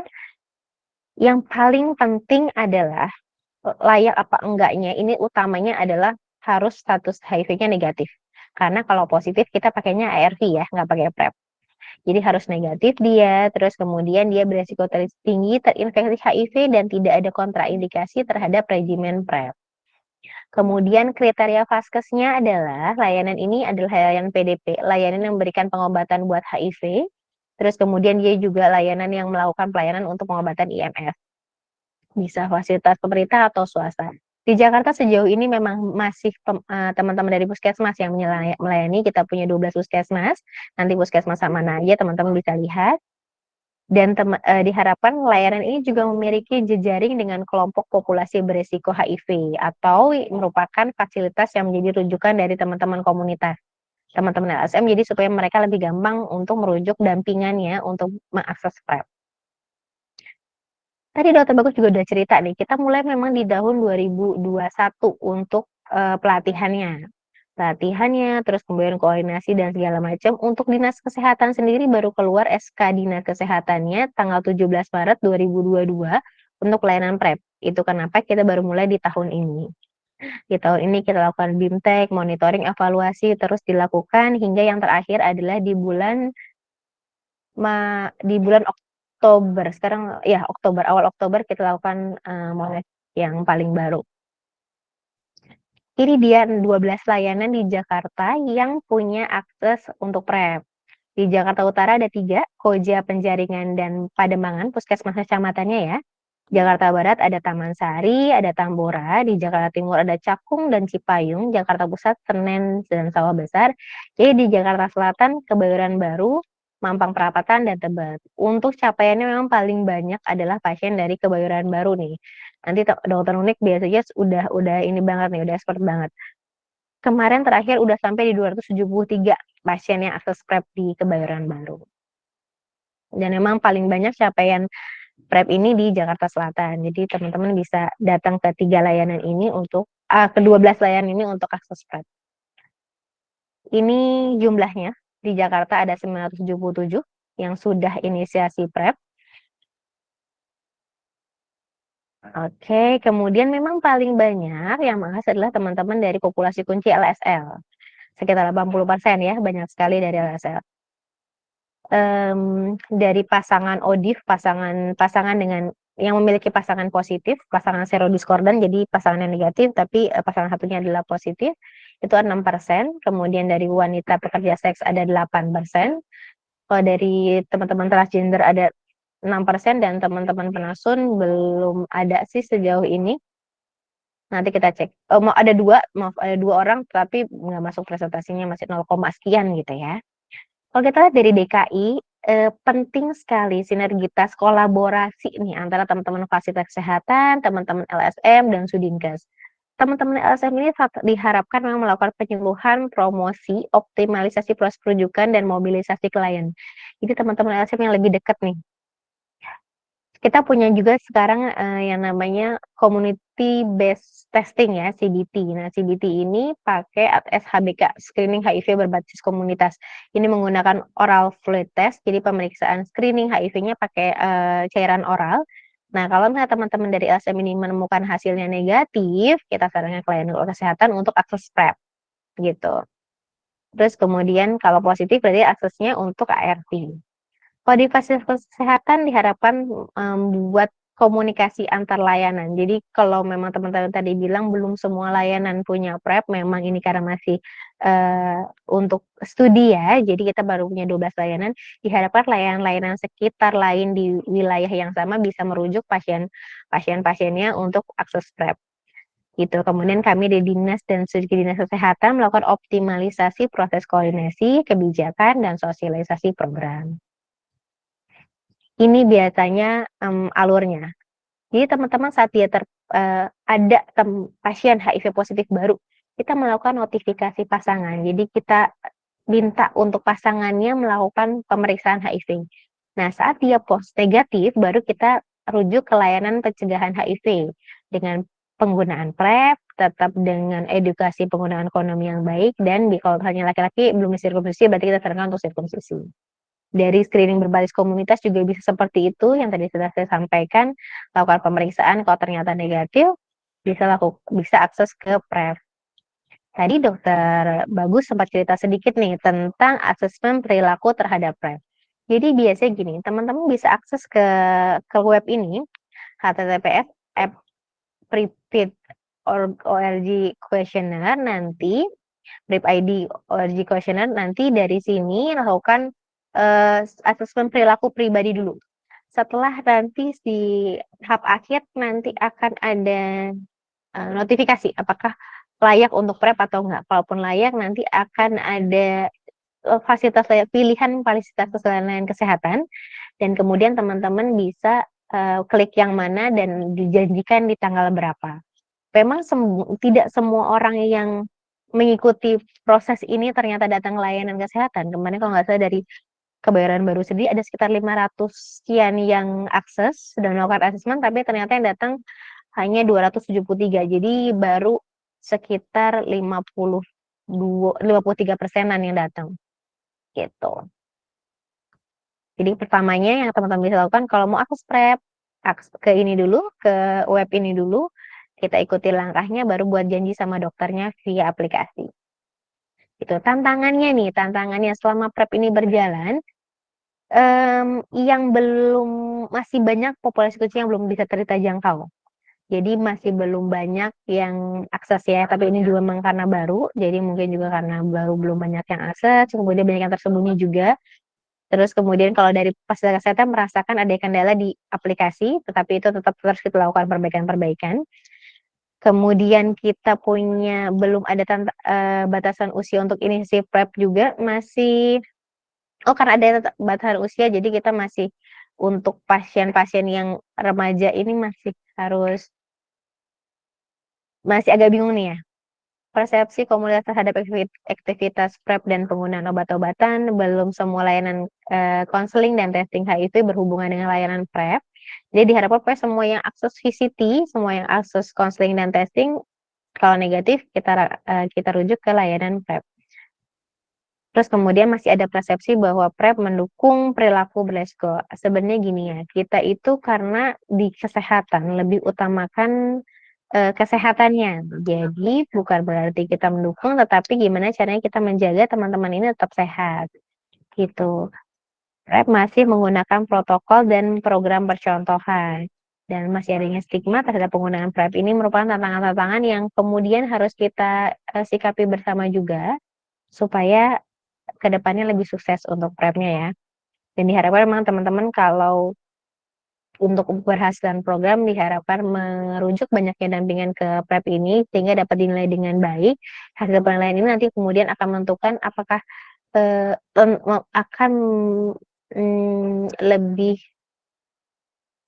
kalau misalnya udah banyak yang akses, kita bisa melihat bagaimana cocok nggak nih program ini dengan Indonesia, terus kita akan kedepannya akan membuat kebijakan nasional tadi seperti yang Dokter Bagus sampaikan. Oke, mungkin itu saja Mas Chandra dari saya. Terima kasih banyak. Baik, terima Ya, kasih Dokter ya. Dokter Ratia. Siap, Dok. Siap. Baik, Dok, izin ini udah banyak banget yang masuk pertanyaan di dalam kolom chat box. Oke. Aku izin untuk bacain ya dok ya. Siap, dari Mangga. Ibu Martina Yosefin, dokter. Selamat Yap. pagi dok Ratia, ada pasien LSL, Hmm. diperiksa sebenarnya reagen 1 dan 2 itu reaktif, dan reagen 3-nya non reaktif. Nah sebaiknya kapan lagi diperiksa gitu dok? Nah kalau hasilnya masih indeterminate, apakah pasiennya sebaiknya dikasih PrEP atau pemeriksaan viral ke laboratorium luar? Terima kasih. Jadi dia pertama sama keduanya reaktif ya. Betul. Jadi kita Yang dalam pertama sama keduanya reaktif, yang ketiganya non reaktif, betul. Kalau ini pada saat bareng-bareng, oh ya kadang nggak bisa tanya ya. Ini biasanya bisa kita, kalau misalnya masih ragu, bisa kalau mau ke ELISA, pemeriksaannya naik ke ELISA, atau kalau ke viral load juga boleh.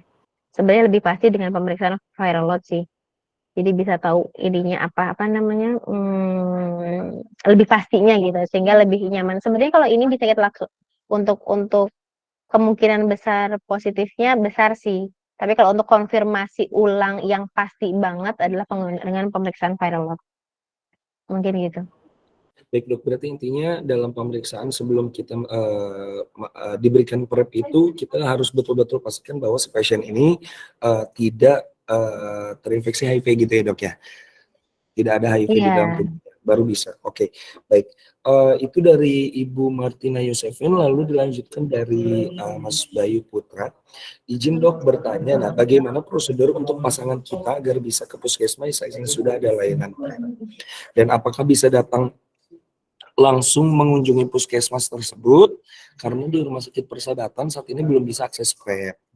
Saat ini saya sudah negatif, pasangan saya masih negatif. Terima kasih. Silakan. Siap. Tadi yang bisa, mohon izin dengan Mas siapa tadi? Bayu ya? Bayu Putra, ya betul. Ya, Mas Bayu bisa pertama, pasangannya bisa akses ke link yang tadi, link untuk PrEP, untuk pengisian PrEP, atau bisa langsung datang ke layanannya juga boleh. Tadi kalau misalnya Mas Bayu ingin di daerah Jakarta, berarti Persahabatan itu Jakarta Timur ya? Kalau di Jakarta Timur tadi untuk layanannya ada, sebentar. Oke, kalau di Jakarta Timur itu ada Cakung dan Cipayung yang dekat. Atau ke Senen juga, kalau mau geser sedikit ke pusat, boleh ada Puskesmas Senen, ada Taman Sari juga bisa. Gitu. Tapi kalau sebelum ke sana, Mas Bayu bisa akses dulu ke HTTPS app PrEP ID questionnaire. Saya share lagi kali ya, biar teman-teman bisa ini juga. Sebentar.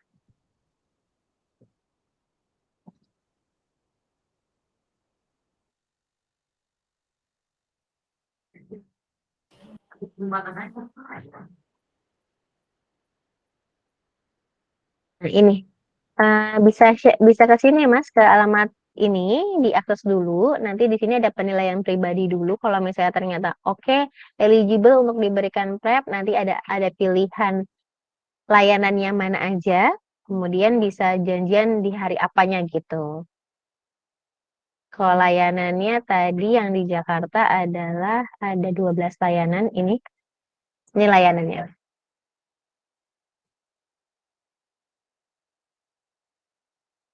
Sip. Oke. Baik, terima kasih Dokter Ratia. Nah, jadi untuk sementara mungkin di wilayah, ya dok, mungkin sementara di wilayah DKI Jakarta memang belum ke semua rumah sakit dan puskesmas ya dok. Jadi yang teman-teman ada di ruangan ini bisa lakukan, mungkin kalau yang tadi Mas Bayu sharing, pasangan serodiskordan, mungkin bisa yang terdekat aja Mas Bayu, nggak harus di Persahabatan, karena Persahabatan belum, bisa melihat ke pusat atau di timur ada Cakung, gitu ya Dokter Ratia. Iya betul.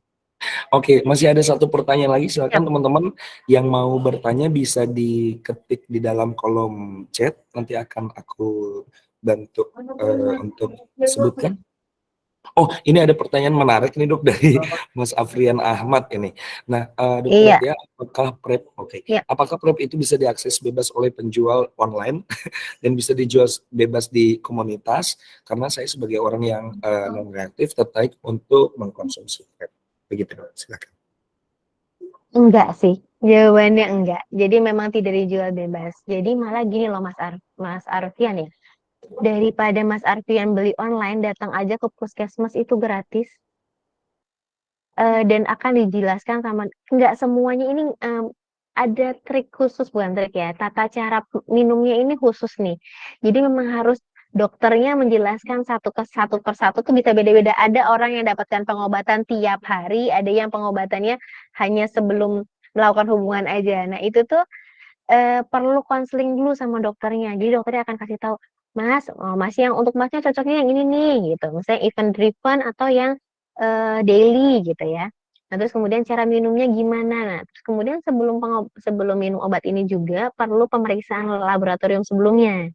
Dan itu semuanya gratis. Jadi mendingan Mas Arfian ke puskesmas aja. Jadi udah dapatnya gratis, dapat penjelasannya dokternya juga lebih jelas gitu. Itu Mas Baik, Dery udah bagi itu, udah sharing sama kita untuk akses kuesionernya juga. Makasih ya Mas Dery Saputra. baik, thank you so much Dokter Atia, informasinya Ya, komprehensif sekali dok, dan harapannya tadi oke. link yang sudah Dokter Atia sampaikan juga mungkin teman-teman di sini ada yang baru kepikiran nih untuk akses PrEP atau pasangannya mungkin, Mhm, nah silakan bisa diakses mhm. link yang tadi Dokter Atia share.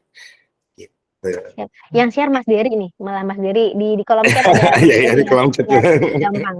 Gampang banget, tinggal diklik. Oke, Dokter Atia, Oke. terima kasih banyak atas Siap. waktunya, terima kasih atas Terima kasih banyak paparannya. Mas Chandra. Sama-sama. Sama-sama Terima dok. kasih senang sekali bisa ngobrol sama teman-teman siang ini.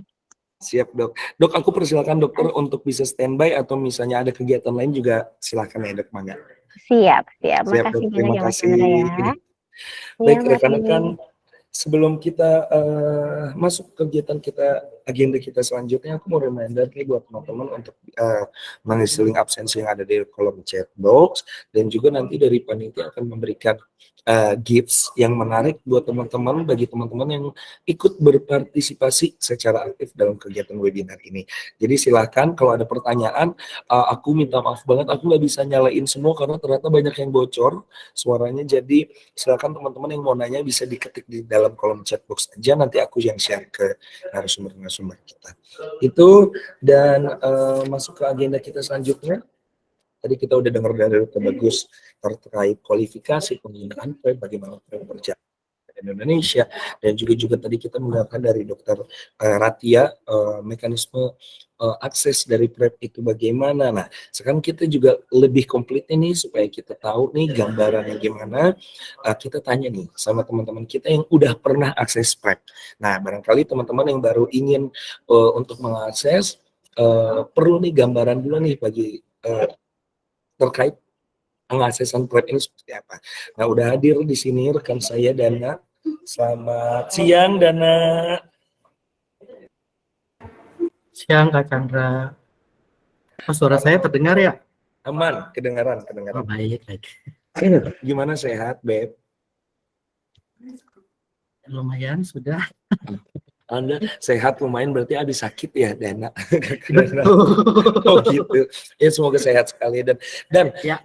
Kakak Dana, tadi kita udah sharing nih di webinar ini sama Dokter Bagus dan juga Dokter Ratia terkait apa implementasi PrEP yang ada gitu.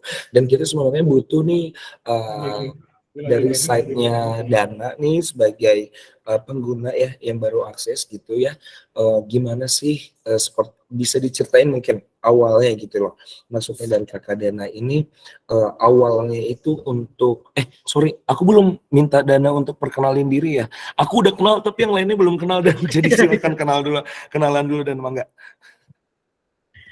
Baik, halo teman-teman semua, selamat siang. Perkenalkan, nama saya Dana. Jadi saya bekerja di Jaringan Indonesia Positif sebagai data officer, administrasi sih sebenarnya. Itu. Makasih. Nah, jadi itu ya rekan-rekan, dan Dana ini udah berapa bulan ya Dan ya akses PrEP? Kalau akses prep-nya sih sejak awal-awal prep dibuka aksesnya ya sekitar bulan Maret 2002, April 2022.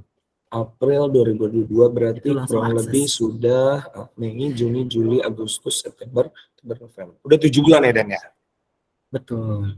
Nah, oke, rekan-rekan, silakan Dana setelah ini bisa sharing kepada teman-teman apa yang mau diceritakan tentang mungkin bagaimana awal mulanya tahu prep dari mana, lalu aksesnya seperti apa, saat pertama Dana mengakses prep itu bagaimana, sampai akhirnya bisa dapat obat, setelah itu minumnya gimana, lalu mungkin apa namanya, berapa kali datang ke puskesmas gitu untuk ambil obat dan lain-lain. Mungkin Dana bisa sharing dulu sambil kita menunggu ya Dana pertanyaan-pertanyaan dari teman-teman yang mungkin kepikiran baru ingin akses. Silakan Dana. Baik. Oke, teman-teman, kalau saya tuh sebelum masuk ke JIP dulu di bulan November tahun lalu, itu memang kalau untuk pengetahuan HIV-nya agak sedikit dasar saja gitu. Nah, kemudian saya baru tahu untuk informasi-informasi tentang PrEP, itu awalnya dari Dokter Bagus juga sih, webinar Dokter Bagus juga yang narasumbernya, itu dari JIP juga. Nah, itu jadi langsung tertarik. Kebetulan waktu itu memang saya maksudnya mengikuti webinarnya itu bersama pasangan saya. Jadi saya LSL dengan pasangan orang dengan HIV. Nah, kemudian pasangan juga mendukung untuk mengakses PrEP. Kita menunggu kapan akses PrEP ini bisa dibuka di wilayah Indonesia atau di Jakarta yang khususnya. Kemudian ada dapat informasi dari Departemen Media di Jaringan Indonesia Positif pada saat itu. Kemudian langsung diberikan linknya karena dari Departemen Media tahu kalau saya memang mau akses PrEP. Jadi saya langsung daftar tuh pada saat itu. Kita buka linknya seperti tadi sudah di-share oleh Dr. Atia. Nah, saya buka, kemudian saya menjawab pertanyaan-pertanyaan yang ada. Pertanyaannya sih tidak sulit, tapi mungkin kalau misalnya teman-teman yang tidak terlalu paham dengan istilah-istilah HIV, mungkin bisa dibantu oleh pendampingnya. Atau mungkin bisa dibantu oleh teman yang lebih paham gitu dengan istilah-istilah di HIV-nya. Seperti viral load itu apa. Ini kan karena dia bukan orang dengan HIV, jadi agak kurang paham gitu dengan istilah-istilah tersebut. Jadi nanti bisa dibantu. Nanti tinggal diisi. Kemudian nanti setelah pengisian selesai, saya tuh dapat informasi kalau saya lolos langsung pada saat itu. Lalu saya langsung memilih mau ke layanan kesehatan yang mana. Jadi pada saat itu saya tuh memilih untuk layanan kesehatan di PKC Kebayoran Baru. Karena waktu itu mikirnya jaraknya lebih dekat ke tempat tinggal. Jadi saya milih ke sana. Kebetulan itu mengisi pendaftarannya itu pada hari Jumat. Jadi kan nggak mungkin langsung ya, karena isinya juga siang mau ke sore. Jadi saya tuh membuat jadwalnya itu di hari operasional PKC hari Senin. Kebetulan hari Senin saya ada kegiatan, jadi hari Selasanya saya datang ke sana. Di sana nanti pada saat sudah di PKC, kita langsung pendaftaran dulu, kemudian langsung ke poli HIV-nya ke sana. Itu ketemu dokternya sudah langsung tahu kalau kita memang mau akses PrEP. Karena memang mungkin data-data kita pada saat pendaftaran itu sudah langsung terhubung ya ke PKC masing-masing yang kita pilih untuk mendaftar. Nah, dokternya nanti langsung seperti memberikan menanyakan kembali, konfirmasi kembali mengenai pertanyaan-pertanyaan sudah kita jawab sebelumnya pada saat di link sebelumnya. Nah, kemudian nanti ada pemeriksaan IMS-nya, kemudian pemeriksaan HIV-nya juga. Nah, setelah hasil lab keluar, saya kebetulan waktu itu pagi, jadi labnya tuh hasilnya keluarnya siang. Jadi sudah bisa langsung datang ke sana. Hasilnya alhamdulillah non reaktif semua. Jadinya saya langsung akses PrEP. Di awal saya memang diberikan 1 bulan dulu. Kemudian nanti 1 bulan kemudian kembali.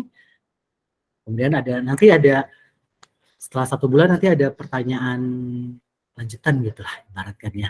Ada konfirmasi ulang lagi gitu tentang perilaku berisiko kita itu. Nanti dapat lagi, tapi dapatnya langsung 2 bulan. Setelah 2 bulan, udah berarti bulan ketiga. Nah, bulan ketiga nanti ada pengecekan darah kembali. Untuk pengecekan HIV-nya juga dan pengecekan IMS-nya juga. Setelah 3 bulan nanti kita langsung dapat obat untuk 3 bulan juga. Jadi kita datang di bulan ke-6. Seperti tadi yang dijelaskan oleh Dr. Bagus ya. Nanti di bulan ke-6 juga ada pengecekan darah. Begitu selanjutnya. Dan kalau misalnya ditanya itu waktu itu pilih jenis minumnya yang day by day atau event driven. Waktu itu karena memang saya itu sebagai yang memiliki pasangan orang dengan HIV, jadi saya disarankan memang meminum obatnya itu dengan day by day. Jadi setiap hari kita minum. Itu saja. Terima kasih. Kalau ada pertanyaan. Oke, dan berarti saat awal pertama Dana namanya untuk akses link ya, lalu habis akses link, habis itu ada konfirmasi mengisi assessment seperti itu kan ya Dan ya? Ya, kuesioner. Kuesioner, habis itu langsung buat appointment, buat janji sama pihak layanan kesehatan ya. Betul. Saat itu di interview lagi kan, maksudnya kayak ditanya-tanya lagi kan, gitu nggak ya, sih? Dikonfirmasi ulang. Konfirmasi ulang. Nah dari situ berarti langsung dapat prep ya? Ya, setelah hasil pengecekan darahnya tidak ada masalah, kita langsung dapat. Oke. Berarti saat itu pertama datang itu ada cek darah dulu. Betul. Oke. Cek darahnya kalau boleh tahu apa aja sih Dan, bisa di-mention nggak sih? Ya, pengecekan IMS sih sebenarnya, terus ada pengecekan HIV-nya pastinya kita tahu kita reaktif atau non reaktif untuk HIV-nya. Kemudian ada, kalau nggak salah sih nggak terlalu banyak sih, saya agak terlalu banyak, jadi saya ingatnya sih hepatitis sepertinya dicek juga. Oke. Kemudian ada ginjal juga gitu. Oke, berarti ini Dan terkait tadi teman-teman yang nanya nih apa namanya nyarinya di mana, online atau enggak. Nah, yang tadi udah disampaikan Dokter Ratia bahwa nggak usah teman-teman berpikir online atau gimana, cukup datang ya dan gratis itu semua kan Dan? Gratis semuanya. Nah, gratis. Nah, jadi silakan teman-teman kalau misalnya yang dari sini mungkin punya teman yang memang dirasa teman-teman apa namanya untuk double protection bisa menggunakan PrEP. Nah, silakan bisa akses linknya. Setelah itu bisa pilih layanannya di mana gitu kan ya, dan bisa pilih di mana aja ya layanannya ya. Betul, bisa dipilih di mana saja. Tidak Terus, harus, ya? maksudnya tidak harus yang saya tidak terdaftar BPJS di sana, jadi tidak bisa akses sana, nggak harus gitu. Jadi bisa dipilih di mana saja. Oh oke, berarti menarik juga ya, dan yang nggak harus terlihat. Misalnya aku nih di Jakarta Selatan nih, tapi aku akses di Jakarta Pusat, bisa juga? Bisa juga. Karena saya juga di Tangerang Selatan, lokasi tinggalnya. BPJS saya juga di Tangerang Selatan, tapi saya akses PrEP-nya di Kebayoran Baru. Nah, itu menarik teman-teman. Jadi teman-teman tadi udah di-share dari Dokter Ratia di mana aja nih layanan yang bisa memberikan akses PrEP di Jakarta khususnya, dan teman-teman bisa tadi capture kan tadi, dan bisa segera mungkin kalau perlu untuk mengakses PrEP bisa datang gitu. Dan terakhir dari aku mau cek pertanyaan-pertanyaan dari teman-teman yang ada di bawah nih kayaknya nih. Oh, Kakak Dana minumnya yang mana, yang daily atau yang event driven? Oke. Sebenarnya karena saya kan punya pasangan orang dengan HIV, jadi disarankan memang yang daily gitu, bukan event driven, karena kan kita nggak tahu, terkadang pasangan ya maunya tiba-tiba gitu kan, jadi kita main day by day saja. Jadi memang meminumnya day by day. Oke, berarti aman ya Dan, sampai sekarang masih akses lancar? Masih lancar. Nah, itulah teman-teman, Dana, aku mau thank you banget atas sharing informasinya dan pengalamannya dalam mengakses PrEP. Thank you banget, dan semoga ini bisa memberikan wawasan kepada teman-teman kita yang hadir di sini untuk memberikan gambaran nih, gambaran langsung dari Dana yang sudah memang mengakses PrEP terlebih dahulu gitu. Paling terakhir, aku masih buka open pertanyaan buat teman-teman. Kalau misalnya ada yang masih mau nanya, silakan bisa chat di kolom chat box, silakan.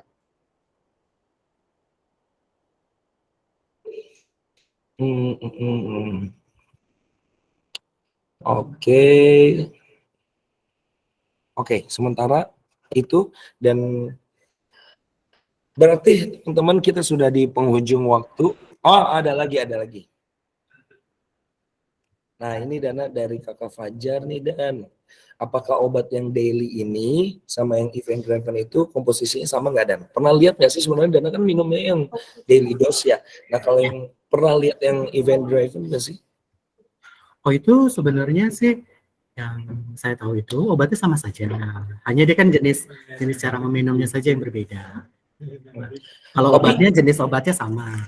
sama ya, waktu dokter Ya. ngasih ke Dana itu memang dikasih dan dijelaskan itu obatnya sama berarti ya, Dan ya? Obatnya sama. Antara Oke. ada yang akses event driven atau daily itu sama saja obatnya. Mm-mm. Hanya cara meminumnya saja yang memang berbeda. Jadi kalau event driven itu minumnya kan dia tidak setiap hari. Jadi kalau memang akan melakukan yang kemungkinan akan melakukan tindakan berisiko, baru dia akan meminumnya. Jika tidak dia berhenti gitu. Misalnya teman-teman yang maaf pekerja seks misalnya kan, misalnya ini akan bekerja gitu. Jadi dia daily dulu dia kan karena setiap hari. Tapi setelah itu misalnya pulang kampung gitu, misalnya berhenti dulu, tidak bekerja gitu, itu bisa berhenti. Atau mungkin Oke. saya tidak setiap hari untuk terima tamu, jadi misalnya mau atau teman-teman LSL gitu, teman-teman LSL misalnya kita contohnya itu aja dulu, teman-teman LSL misalnya mau ketemu dengan orang gitu kan, nah ketemu dengan orang dia baru meminum, nah itu kan event driven. Tapi kalau misalnya kayak saya karena pasangan setiap hari ada di rumah gitu, jadi daily, nah itu obatnya sama saja. Jadi caranya saja, misalnya kalau event driven dua tablet, 2 sampai 24 jam sebelum melakukan tindakan beresiko. Kemudian setelah 24 jam minum yang pertama itu minum 1 tablet. Kemudian selanjutnya 24 jam setelah minum yang kedua itu juga 1 tablet. Tapi kalau daily yang pertama itu 2 sampai 24 jam sebelum melakukan beresiko itu 2 tablet. Kemudian selanjutnya 24 jam, setiap 24 jam minum 1 tablet. Gitu. Oh, berarti waktunya sama ya, Dan ya. Kalau Dana minum jam 9, berarti besoknya tetap minum jam 9 juga gitu ya? Betul. Oke. Mungkin itu ada pertanyaan soal efek samping, sepertinya banyak yang bertanya soal efek samping. Boleh. Silakan Dana, gimana? Selama Dana mengkonsumsi PrEP, ada nggak sih yang dirasa? Ya, memang mungkin teman-teman agak khawatir soal efek samping. Kalau yang saya rasakan sampai saat ini sih tidak ada efek sampingnya ya. Nggak ada sih seperti pusing atau mual atau bagaimana atau kelayangan, biasanya tidak ada kalau saya. Nah, mungkin tambahan buat teman-teman mungkin ya Bang Kak Chandra. Jadi teman-teman yang mungkin memang merasa berisiko tinggi, akan lebih baik memang kita mengakses PrEP. Karena ini kan double protection ya, misalnya juga kalau teman-teman LSL sudah pakai kondom, saya sudah pakai kondom, tidak ada salahnya juga kita double protection dengan PrEP juga. Gitu. Kita lebih baik menjaga ya, ketimbang nanti sudah terkena duluan, gitu, teman-teman. Dan caranya juga mudah, tidak ada dipersulit, ini gratis. Jadi sudah lebih baik sekali gitu untuk mengakses ini. Oke.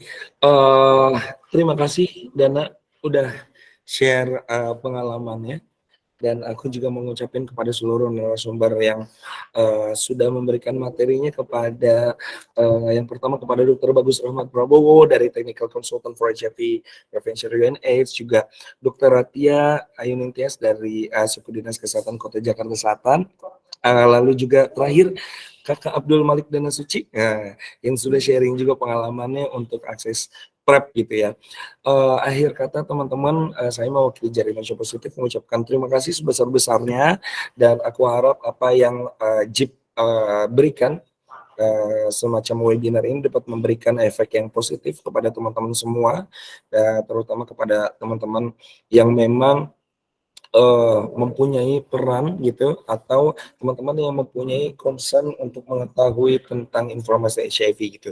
Nantikan juga webinar kami di bulan berikutnya, tentunya dengan tema-tema yang menarik.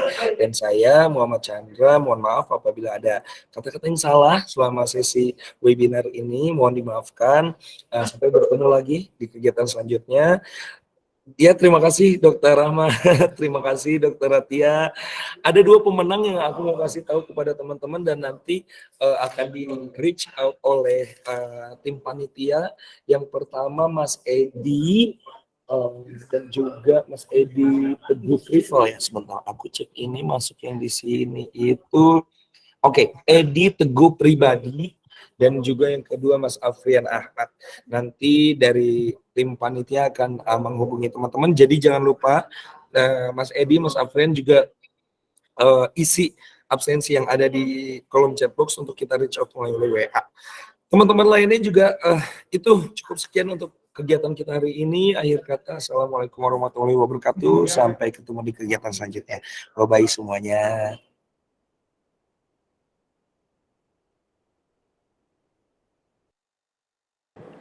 Makasih Kak Dana, makasih Dokter Atia, makasih Dokter Bagus, makasih semua Dan teman-teman. teman-teman semua.